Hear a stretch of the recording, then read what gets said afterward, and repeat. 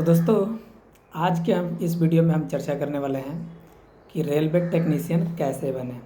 चूँकि मैं भी एक रेलवे टेक्नीशियन हूँ, तो हो सकता है कि मेरी बातें शायद आपको अच्छे से समझ में आ जाए कि रेलवे की टेक्नीशियन की तैयारी करने के लिए क्या क्या करना पड़ता है और किस तरह की प्लानिंग की ज़रूरत होती है। क्योंकि आजकल कंपटीशन का ज़माना है और एक सीट पर बहुत सारे कैंडिडेट्स होते हैं। उनमें से हज़ारों कैंडिडेट्स के बीच से हमें एक सीट के लिए फ़ाइट करना पड़ता है। तो उसके लिए हमें चाहिए कि हमारी प्लानिंग मजबूत हो, हमारी तैयारी काफ़ी अच्छी मजबूत हो, जिससे कि हमें टेक्नीशियन में जॉब पाने में सुविधा हो।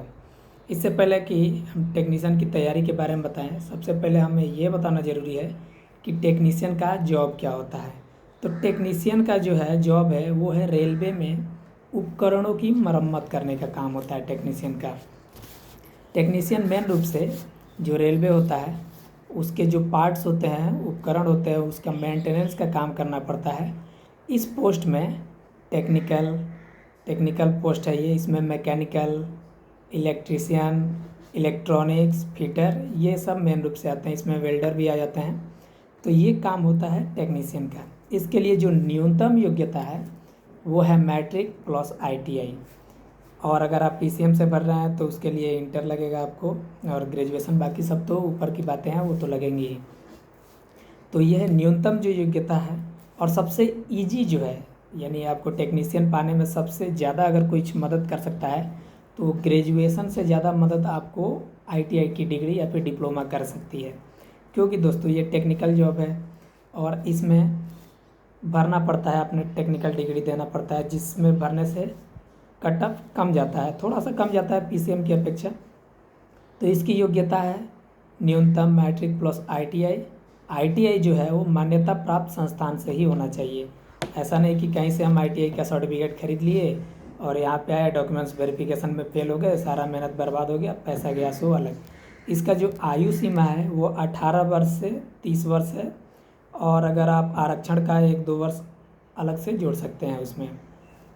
परीक्षा का जो स्तर होता है, यानी परीक्षा आपका RRB लेगी, रेलवे रिक्वायरमेंट बोर्ड द्वारा आयोजित किया जाएगा। इसका पैटर्न जो होगा CBT होगा, CBT एग्ज़ाम होगा, CBT 1। ड्राइवर में है तो CBT 2 होगा, टेक्नीशियन में है तो CBT 1 plus documents verification. CBT में ये विषय होते हैं, यानी कि टेक्नीशियन की अगर आपको तैयारी करना है तो आपको सबसे पहले इन सब्जेक्ट की तैयारी होना बहुत ज़रूरी है। जैसे कि मैथ है, रीजनिंग है, जनरल साइंस है।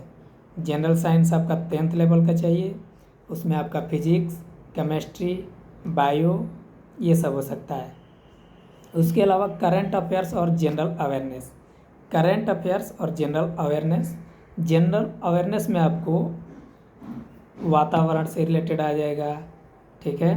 उसके बाद से आपका GK जो है, नॉर्मल GK जो हम लोग पढ़ते हैं वो आ जाएगा। उसके बाद से करंट अफेयर्स में आपका स्पोर्ट्स से आ जाएगा, पॉलिटिक्स से आ जाएगा, वर्ल्ड करंट अफेयर्स आ सकता है। जैसे आजकल बहुत सारा लड़ाई वड़ाई चल रहा है या फिर किसी को नोबेल प्राइज़ मिल गया, ये सब ज़्यादातर पूछता है।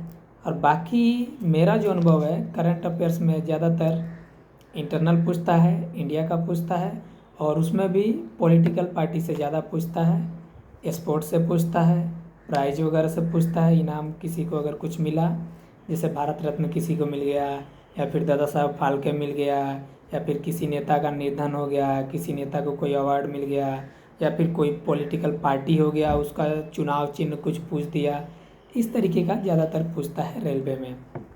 इसके बाद से दोस्तों आगे जो आपका है तैयारी के लिए प्लानिंग जो है, स्ट्रेटजी क्या बनानी है आपको रेलवे टेक्नीशियन के लिए, तो वो है कि सबसे पहले आप जो वैकेंसी आ रहा है उसके नोटिफिकेशन को डाउनलोड करें।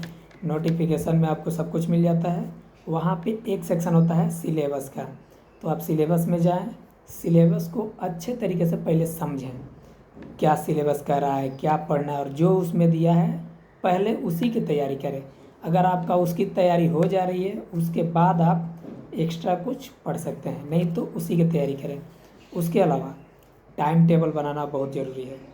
डेली रूटीन बनाइए, सुबह क्या पढ़ना है, शाम को क्या पढ़ना है, रात को क्या पढ़ना है, और उस रूटीन को फॉलो कीजिए। सबसे ज़रूरी चीज़ जो भी आप टाइम टेबल बना रहे हैं, क्योंकि तैयारी करने वाला हर लड़का अपना रूटीन बनाता ही है, आम तौर पे बनाना ही बनाना है, लेकिन 100 में से 2 या 3 लड़के उसको फॉलो कर पाते हैं, बाकी उसको अच्छे से फॉलो नहीं कर पाते हैं। तो रूटीन बनाना है और उसे फॉलो करना है।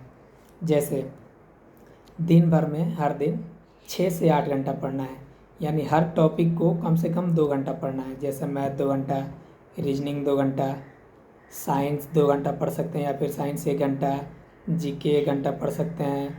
उसके अलावा कंप्यूटर पढ़ सकते हैं। आजकल जनरल अवेयरनेस में कंप्यूटर भी पूछ देता है, क्योंकि कंप्यूटर बेस्ड एग्ज़ाम है और आजकल कंप्यूटर का इम्पोर्टेंस बहुत ज़्यादा बढ़ गया है, तो कंप्यूटर भी पूछता है। तो कंप्यूटर और करंट अफेयर्स, इन दोनों में आप आधा आधा घंटा दे करके पढ़ सकते हैं। उसके अलावा हर हफ्ते मॉक टेस्ट दें, सप्ताह में 2 मॉक टेस्ट ही दें। ज़्यादा टेस्ट मारने की ज़रूरत नहीं है स्टार्टिंग में, जब तक एग्ज़ाम का डेट नहीं आया है तब तक ऐसे नॉर्मल तैयारी करते रहिए, और मात्र सप्ताह में 2 टेस्ट दीजिए, ठीक है। इससे ज़्यादा देने की ज़रूरत नहीं है फ़िलहाल। 2 मॉक टेस्ट दें, और पुराने जो प्रीवियस ईयर के जो पेपर हैं उनको स्टडी करें अच्छे से। खास करके जीके वाला जो है उसका पैटर्न समझे, क्या पूछ रहा है, कितने साल पुराना पूछ रहा है। कंप्यूटर बेस्ड जो क्वेश्चन है उसका नोट्स बना ले आप, रीजनिंग देख ले, मैथ देख ले, यानी प्रीवियस ईयर्स का, इन सारी चीज़ों को आप अच्छे तरीके से नोट्स बना लें, ठीक है। साइंस और करंट अफेयर्स के छोटे छोटे नोट्स बना लें, अच्छा रहेगा। इसके लिए आपको बुक क्या पढ़ना है ये भी बता देते हैं। आमतौर पे जो लड़के ज़्यादातर प्रीफर करते हैं उसके लिए मैथ का जो है RS अग्रवाल का बुक है और फास्ट ट्रैक है। मैं तो कहूँगा कि RS अग्रवाल का ही पढ़िए, क्योंकि आम भाषा में बहुत अच्छे तरीके से समझाया रहता है RS अग्रवाल का मैथ। उसके अलावा साइंस के लिए आप लुसेंट का जनरल साइंस ले सकते हैं। लुसेंट का जनरल साइंस में चैप्टर वाइज, जैसे फिजिक्स, केमिस्ट्री, बायो, उसके अलावा पर्यावरण से रिलेटेड भी उसमें दे देता है लास्ट में। उसके अलावा नई अगर कुछ जुड़ा है तो उसको भी दे देगा, प्रीवियस भी देता है। तो लुसेंट का जनरल साइंस ज़रूर पढ़ें और अच्छे तरीके से पढ़ें। करंट अफेयर्स मंथली पढ़ सकते हैं, लेकिन करंट अफेयर्स अभी ऐसे मंथली पढ़ने की ज़रूरत नहीं है। करंट अफेयर्स अभी रहने ही दें, जब एग्ज़ाम नज़दीक आए, जब एग्ज़ाम का डेट आ जाए, एग्ज़ाम में 1-2 महीना बाकी है, तो करंट अफेयर्स पढ़े, वरना जीके नॉर्मल जो अपना इतिहास, भूगोल, नागरिक होता है, यही सब पढ़े। इसमें भी ज़्यादा डीप पढ़ने की ज़रूरत नहीं है। 10th का जो NCERT होता है उसके हिसाब से पढ़े, और जब वो तैयारी हो जाए तो डीप स्टडी करें उसका, ठीक है। इसके अलावा अलग से कुछ टिप्स है जिसे आपको फॉलो करना है जब आपका नॉर्मल तैयारी हो जाए। अगर आप बेसिक तैयारी कर रहे हैं, मतलब जस्ट अभी घुसे ही हैं लाइन में जनरल तैयारी के लिए, तो हम पहले जो बताए हैं उसको फॉलो कीजिए। और अगर आपको तैयारी करते हुए 1-2 साल हो गया तो फिर अभी जो बताने वाले हैं उसका तैयारी करिए। सबसे पहले किसी ग्रुप को ज्वाइन कर लीजिए। अगर आप अकेले घर पे तैयारी करते हैं तो एक ग्रुप ज्वाइन कीजिए जिसमें 8, 10, 12 लड़के पढ़ते हैं, और ग्रुप स्टडी कीजिए। और ग्रुप स्टडी करने में शर्माना नहीं है कि मेरा कम आ रहा है, या फिर हमें सवाल पता नहीं है, या फिर उसका ज़्यादा नंबर आ रहा है। तो बहुत से लड़के होते हैं कि जैसे 10 आदमी पढ़ रहे हैं और मेरा सबसे कम नंबर आ रहा है, तो मैं ग्रुप में जाना ही छोड़ दूँगा, साला बेइज्जती हो रहा है, मैं नहीं जाऊँगा ऐसे ग्रुप में। ऐसा बिल्कुल नहीं करना है, बल्कि आपको हो सके तो कम नंबर आने से और मोटिवेशन मिलेगा, और ज़्यादा तैयारी कीजिएगा। तो हो सके तो खुद को मोटिवेट कीजिए कम नंबर आने से। ग्रुप स्टडी ज़रूर ज्वाइन कीजिए, आपके लिए एकदम अनिवार्य है। और दोस्तों, अगर कंप्यूटर पे टेस्ट मारते हैं, जो मॉक टेस्ट होता है, तो कंप्यूटर पे ही मारा कीजिए। पहले टाइम मैनेज करना सीखिए, क्योंकि नया नया तैयारी कर रहे हैं तो कंप्यूटर पे जो टाइमर लगा होता है उसमें कुछ क्वेश्चंस अटैम्प्ट होते हैं, कुछ नहीं होते हैं। कुछ ऐसे भी क्वेश्चन तो होते हैं जो कि टाइम टेकिंग होते हैं, बहुत ज़्यादा टाइम लेते हैं, तो उन पर टाइम बर्बाद नहीं करना है, आगे बढ़ जाना है। मार्क करके अगर टाइम बचे तो आ करके उसको अटैम्प्ट करना है। और सबसे पहले स्टार्ट करना है मैथ से, क्योंकि मैथ में जो बनेगा सही बनेगा, गलती की गुंजाइश बहुत कम रहती है, और मैथ में जो बनेगा उसमें नंबर आएगा ही आएगा। उसके बाद से रीजनिंग पे अटैम्प्ट करना है। उसके बाद से आपका साइंस पे एक नज़र में देखिए, जिसका आंसर पता है उसको मारिए, नहीं तो आगे भागिए। उसके बाद से जीके में आइए, जो याद है उसको मारिए, और जिसको लगता है कि 50-50 चांस है उसको मार्क करके आगे बढ़ जाइए, फिर बाद में उसको देखा जाएगा। इस तरीके से तैयारी करनी है। अगर ये वीडियो पसंद आया आपको तो वीडियो को लाइक कीजिए, शेयर कीजिए और सब्सक्राइब करना बिल्कुल ना भूलें दोस्तों। थैंक यू दोस्तों, थैंक्स फॉर वॉचिंग। बने रहें रेलवे वर्ड के साथ।